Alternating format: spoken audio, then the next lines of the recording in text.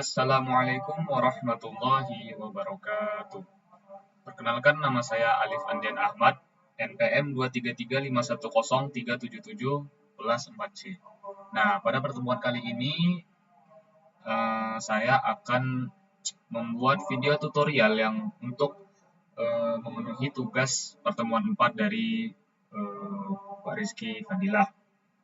Nah, langsung saja di sini kita akan membuat tutorial untuk mengenal apa itu Vue.js dan bagaimana cara menggunakannya dan menggunakan fitur-fiturnya. Nah, langsung aja di sini saya sudah menyediakan Google Slide-nya. Nah, apa itu Vue? Nah, Vue ini adalah salah satu framework yang digunakan banyak front-end software developer untuk membangun sebuah single komponen atau membangun komponen. Nah, Vue.js adalah framework JavaScript progresif yang dirancang untuk membangun antarmuka pengguna yang interaktif dan dinamis. Framework ini mengutamakan pendekatan yang deklaratif dan berbasis komponen, sehingga pengembang dapat membuat aplikasi dengan struktur yang jelas dan mudah dipelihara. Nah, apa sih kelebihan Vue daripada framework lain? Yang pertama adalah mudah dipelajari dan digunakan. Dokumentasi lengkap dan komunitas yang aktif membuat Vue sangat ramah untuk pemula. Nah, untuk dokumentasinya bisa dilihat di website Vue-nya sendiri. Nah, yang kedua adalah ukuran ringan dan performa yang optimal. Nah, yang ketiga adalah fleksibel dan mudah diintegrasikan. Dapat digunakan baik untuk menambah interaktivitas pada halaman web yang sudah ada maupun untuk membangun aplikasi skala besar. Nah, yang terakhir adalah sistem reaktivitas yang kuat. Secara otomatis menangani pembaruan data sehingga tampilan selalu sinkron dengan state aplikasi. Nah, sebelum kita membuat project Vue dan menggunakan Vite, kita sebelumnya harus sudah ada dalam laptop kita itu yang namanya Node.js. Nah, apa sih Node.js itu? Node.js itu memungkinkan pemrograman bahasa JavaScript itu berjalan di server side-nya. Kan biasanya JavaScript itu berjalan pada client side dan hanya untuk tampilan front end-nya saja. Namun dengan menggunakan Node.js, bahasa pemrograman JavaScript itu bisa berjalan di server side, yang dimana logika pada aplikasi website dijalankan di sana. Nah, untuk mendownloadnya kita langsung saja ke ini. Saya sudah menerapkan link untuk download Node.js-nya. Kita buka saja. Nah, teman-teman tinggal klik download aja atau bisa dari Windows PowerShell. Nah, saya sudah download di sini barusan. Nih. Oke, kita download dulu.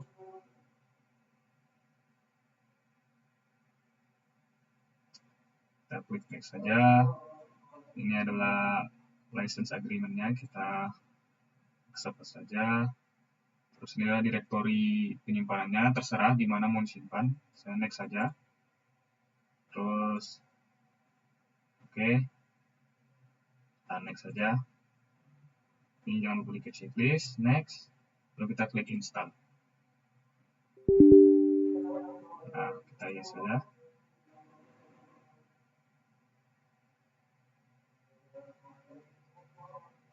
Nah, di sini kita bisa menunggu untuk penginstalan Node.js-nya.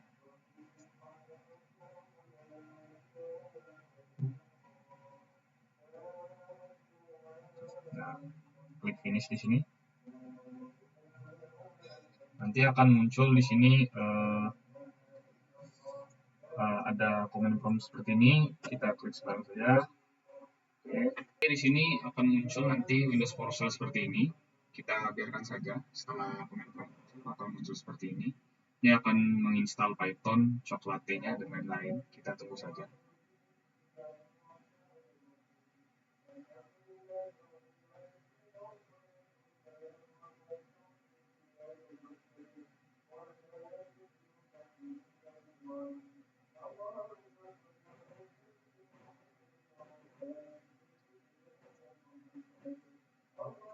Baiklah, untuk proses penonton ini akan saya skip.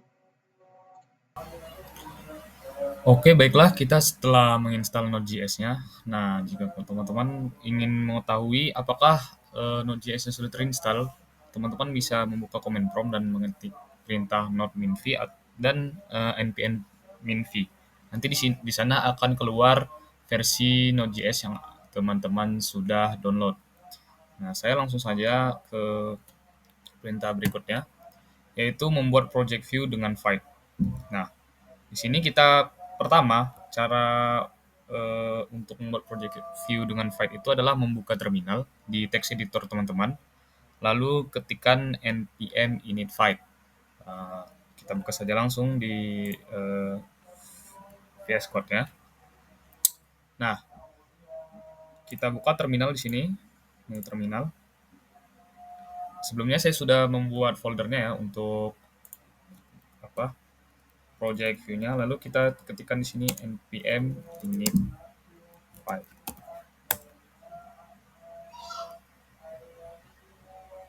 Nah, di sini ketik yes saja.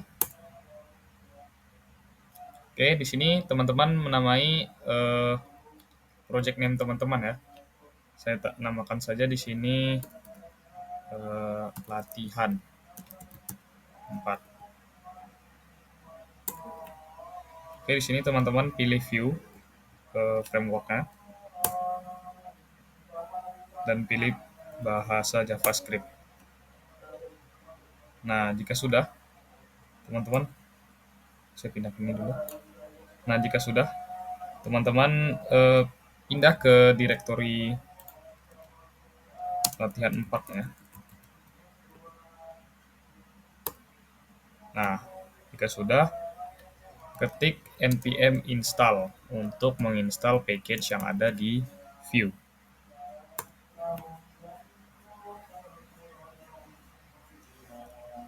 Dia akan menginstal sendiri.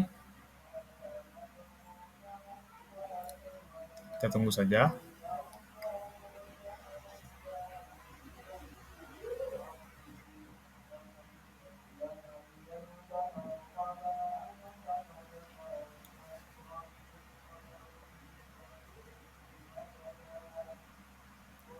Nah, jika sudah,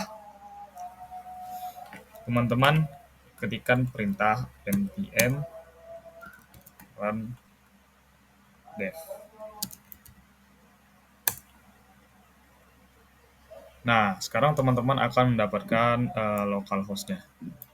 Sini, teman-teman klik aja di sini. Nah, jika sudah muncul seperti ini, maka teman-teman sudah bisa membuat project di Vue menggunakan project Vite. Nah, kita langsung saja ke perintah pertama, yaitu membuat variabel reaktif dengan ref ya. Jadi apa sih fungsinya variabel ref nih? Jadi ini digunakan untuk membuat variabel reaktif yang akan diperbarui secara otomatis di tampilan saat nilainya berubah dan bisa membantu dalam pengelolaan state di dalam komponen Vue. Nah, jadi variabel yang kita buat itu bersifat reaktif dan dinamis, dapat berubah-ubah nanti. Langsung saja kita contohkan di sini. Nah, pertama kita harus memanggil fungsinya dulu. Import ref from Vue ya. Oke. Nah, katakanlah kita mempunyai sebuah variabel bernama count dengan nilai defaultnya itu 0 ya. Nah, lalu kita membuat sebuah function bernama tambah di sini. Nantinya function ini berguna untuk merubah-rubah nilai dari si variabel count ini. Saya buat dulu di sini logikanya sedikit. Nah, pada template ini adalah berisi codingan HTML kita. Nah, saya membuat sini pembungkusnya dulu.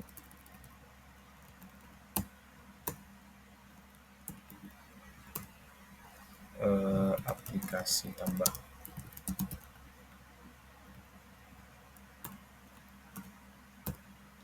Nah, lalu anggaplah sini untuk variabel tambah kita. Di sini kita akan menampilkan nilai variabel kita.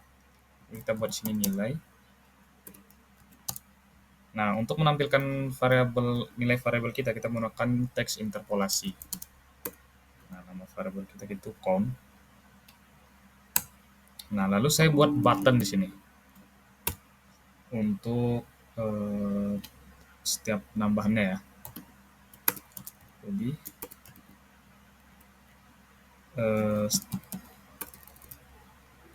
saya juga menambahkan event listener di sini dan kita panggil fungsi kita.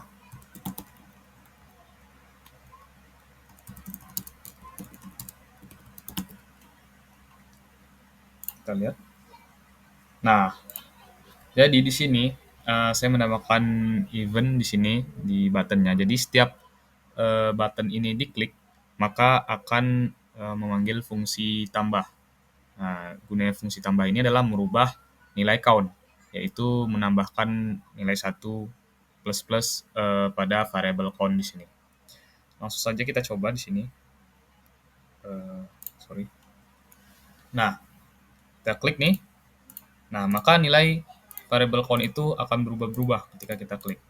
Nah, itulah fungsi variable ref tadi, membuat variabelnya itu dinamis dan bisa berubah-ubah. Nah, perintah yang kedua adalah mengenai text interpolation. Jadi apa sih text interpolation nih? Jadi text interpolation ini memungkinkan kita untuk menampilkan data variabel langsung ke dalam HTML-nya. Nah, berguna untuk menampilkan teks dinamis berdasarkan perubahan data dalam component view. Nah, sebenarnya tadi saya sudah menggunakan text interpolation pada variable count. Namun di sini kita buat saja satu lagi. Anggaplah kita mempunyai variabel bernama pesan. Dengan nilainya itu string ya, halo, seperti itu misalnya. Nah, jadi kita ingin menampilkan variabel pesan ini. Langsung saja kita buat di sini. Nah, kita buat cara membuat text interpolation itu menggunakan kurung kurawal 2 kali. Nah, tinggal kita panggil nama variabel kita tadi. Nah, oke.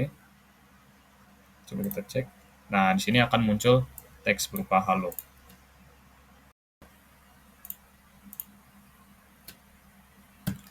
Nah, perintah yang ketiga adalah kita mengenal form binding atau vModel.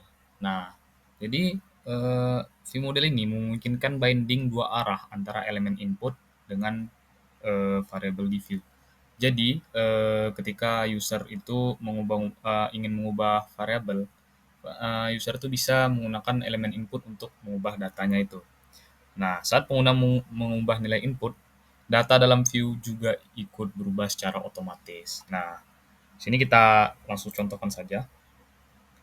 Nah, kita tambahkan saja salah satu ini lagi, variabel lagi. Mungkin di sini pesan 2 di sini. Nah,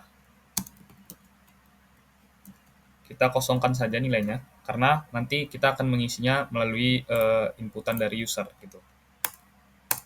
Nah, terus kita buat pembungkus saja dulu. Nah, di sini kita buat input. Nah, kita menggunakan vModel di sini. Cari vModel. Nah, jadi vModel ini akan diarahkan ke variabel kita bernama pesan 2. Kita buat placeholder-nya. Masukkan pesan Anda di sini gitu. Di sini.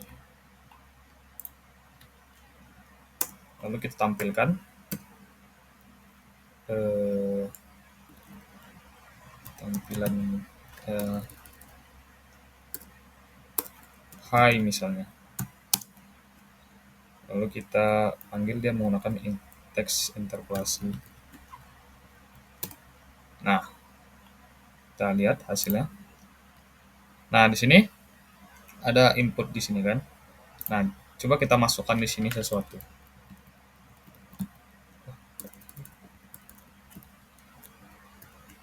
Sorry. Nah, misalnya kita memasukkan di sini kata-kata "Hai, nama saya Alif". Nah, kan saya menampilkan tadi variabel pesan 2 di sini. Nilainya itu akan berubah sesuai inputan dari user. Karena kita menggunakan form binding atau jadi kita mengikat variabel itu ke form inputnya. Nah, untuk event listener, materi selanjutnya atau VON atau bisa kita singkat dengan simbol E, itu digunakan untuk menangani event seperti klik tombol, perubahan input, atau event lain yang terjadi dalam aplikasi. Bantu interaksi pengguna dengan komponen view secara dinamis. Nah, sebenarnya kita sudah menggunakan event listener tadi. Jadi saya menggunakan contoh eh, yang tadi saja. Nah, ini nih. Eh, jadi listener yang saya pakai ini adalah event click. Jadi ketika button ini diklik, dia akan memanggil fungsi tambah. Nah, fungsi tambah itu digunakan untuk menambah dari variabel count tadi. Nilainya bertambah plus-plus gitu. Nah, saya sudah contohkan tadi. Nah, ini adalah contoh event listener. Nah, selanjutnya adalah perintah vbind. Nah, ini fungsinya adalah mengikat atribut ke dalam variabel di view. Nah, jadi kita memanggilnya tinggal manggil nama variabelnya. Nah, katakanlah saya ingin menampilkan gambar ini. Jadi, salah. Saya tinggal salin alamatnya. Terus, saya buat di sini variabel yang menyimpan alamat tersebut. Katakanlah nama variabelnya gambar. Nah, terus isinya adalah link dari gambar tersebut. Jadi kita tinggal memanggilnya seperti ini. Kita menggunakan tag image yang ada di HTML. Terus ini kita hapus saja. Isinya adalah, nah di sini kita tinggal manggil nama variabel kita tadi, gambar. Tapi seperti ini kan belum bisa. Jadi kita menggunakan eh, titik 2 di sini. Sorry. Nah, ini menggambarkan Anda menggunakan eh, atribut binding. Jadi Anda mengikat atribut tersebut ke dalam tag HTML. Nah, coba kita tes saja. Nah, di sini akan muncul nih gambarnya.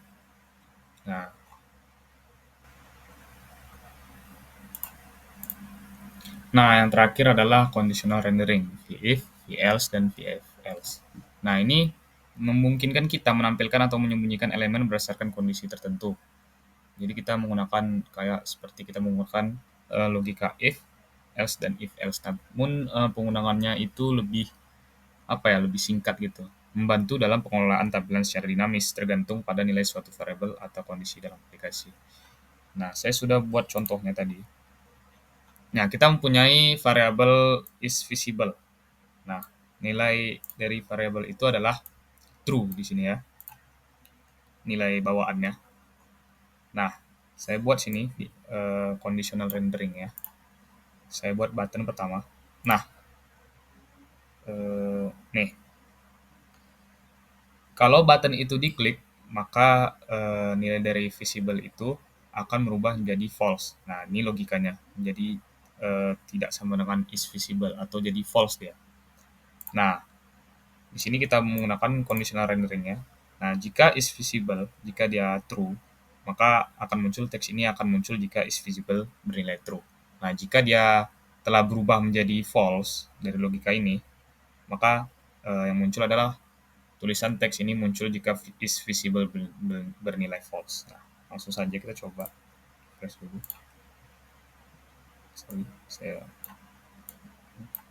Nah, nih. Ini jadi teks ini sedang bernilai true. Nah, tadi kan kalau misalnya kita pencet, maka dia akan berubah nilainya false dari event listener button tadi. Nah, jadi nilai dari is visible itu telah berubah menjadi false, maka menampilkan teks tersebut. Baiklah, sekian saja penjelasan dari saya. Terima kasih karena telah mendengarkan. Eh, Mohon maaf karena banyak kekurangan dari kata maupun pengetahuan saya. Wabillahi taufiq wal hidayah. Assalamualaikum warahmatullahi wabarakatuh.